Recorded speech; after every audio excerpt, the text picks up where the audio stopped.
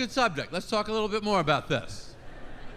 Because we were in Vegas a couple months ago, and there everybody goes, Jerry, you got to go to the buffet. They got the buffet.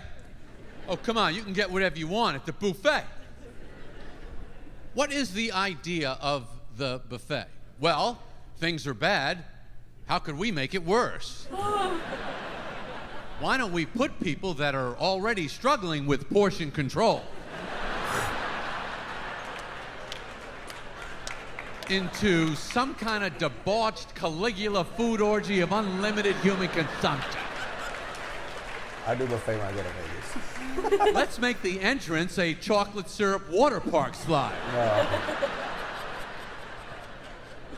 The buffet is like taking your dog to Petco and letting your dog do the shopping. You give him your wallet in the parking lot and go, why don't you go in, get whatever you think is the right amount of dog food for you. Use your dog judgment. I'm gonna wait in the car. Leave the window open a crack so I can breathe. People do not do well in an unsupervised eating environment. Nobody would walk into a restaurant and say to the waiter, I'll have a yoga parfait, spare rib, meat pie, crab leg, 4 cookies, and an egg white omelet. People are building death row last meal wish lists on these plates. It's like a perfect working model of all their emotional problems and personal difficulties. They just walk around, they just kind of hold it out. This is what I'm dealing with. It's a salad with a scoop of ice cream on it. I've got some unresolved issues I'm trying to work out here at the buffet. Start accosting strangers. Excuse me, where did you get that? What is that? I didn't even see that. What is that? Is that a caramelized chicken leg? I gotta try that. Give me yours. You know where they are. You can get more. Come on!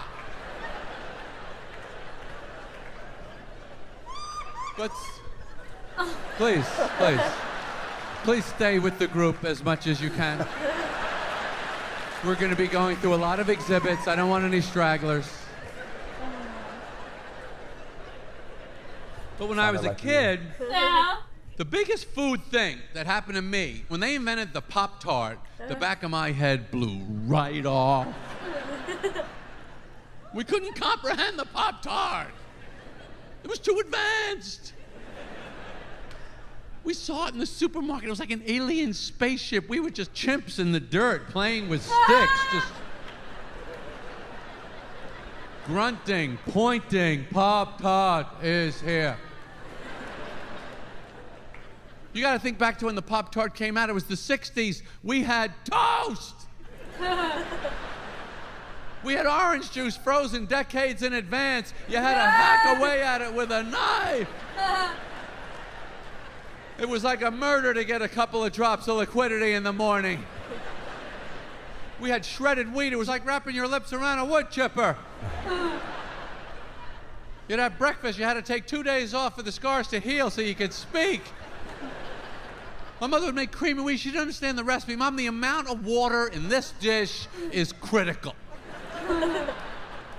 You're making it too thick. I can't even move my little kid's spoon in the bowl. I'm 7. I feel like I'm rowing in the hull of a Greek slave ship. Oh my gosh.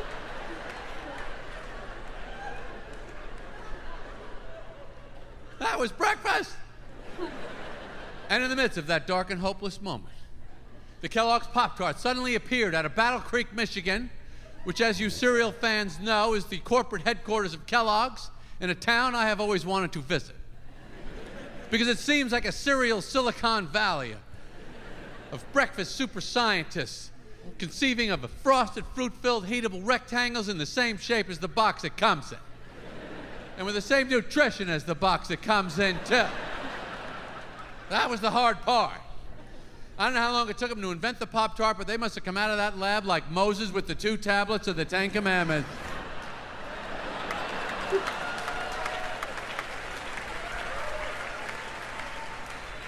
The Pop-Tart is here!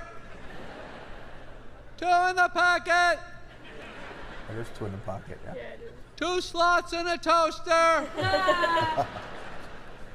Let's see you screw this up. Why 2? 1's not enough. 3's too many.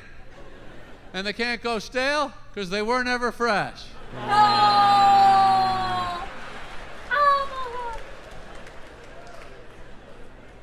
What else is annoying in the world besides everything? What about your device dictatorship that you live under, cowering in fear from your phone? Oh, my phone, where's my phone? I give my phone. Oh, here it is. I got it. It's here. It's here. My phone is here. I moved it from this pocket to this pocket. That's how I feel. Like. I didn't know where it was for a second. I'm okay. That was really close. You are so hypnophonified at this point. You hand your phone to somebody to show them something. After 2 seconds, you go, all right, give it back. Give it back. You saw it. That's it. Give it back. I am completely off the grid right now. When that battery gets low, you feel like your whole body's running out of power, don't you? I feel tired when the phone battery gets down to like 10 or 5. I can't even walk. You guys go ahead without me. I got to get to a charger. Yeah. A call comes in. Listen, I don't know how much time I have left out here. That's so mean. I wish I could take back some of the things I've said. That's so mean. If I go dead on the street, tell everyone I know I'll talk to them tomorrow.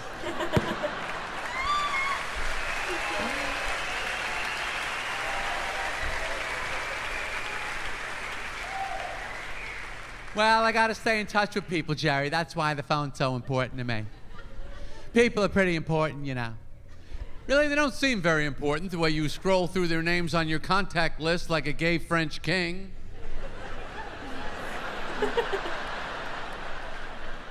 Who pleases me today? Who shall I favor? Who shall I delete?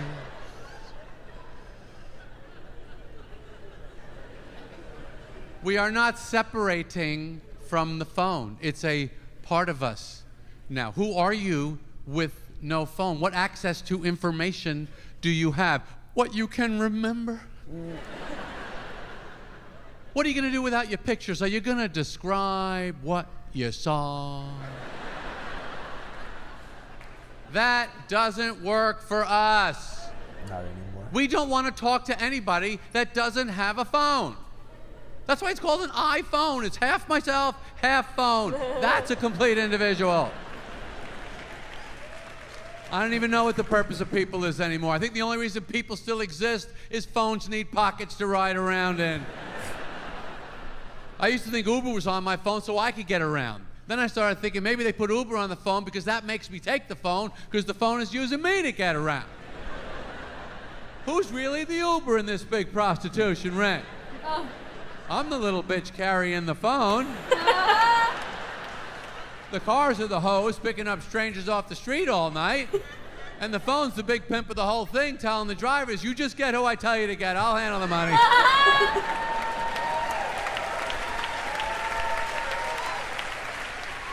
We call it a phone. We don't even use it as a phone. Nobody's talking on the phone.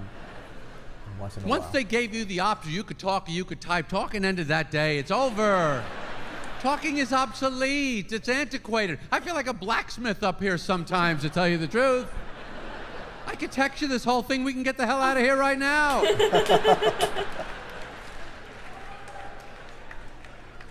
Why would I want to get information from a face when I could get it from a nice, clean screen? Oh.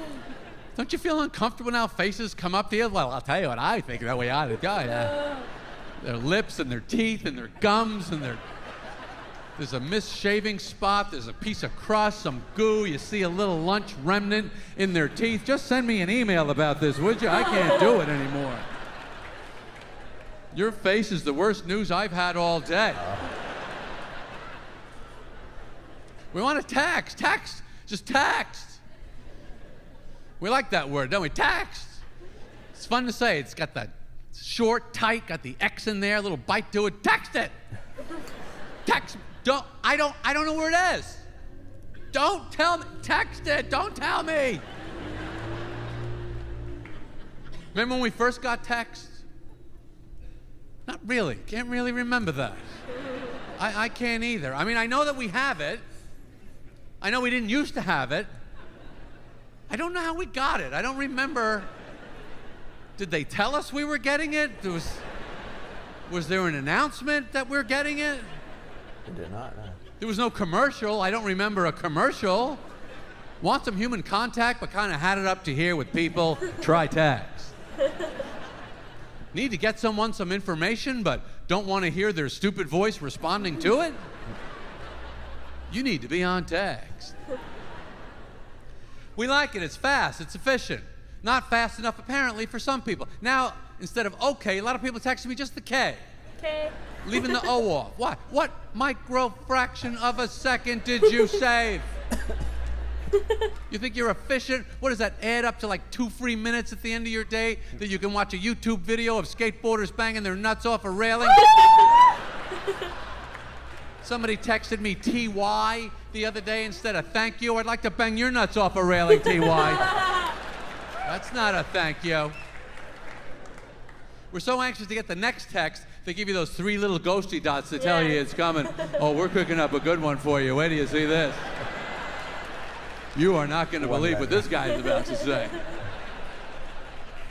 I can't show it to you yet. We're still working on it in the text machine, but it's going to be a beauty. You can see the pistons pumping. Sometimes we get the ghosty dots and then no text. What happened there? I want to know what that was. Is that like somebody coming up to you and going, never mind.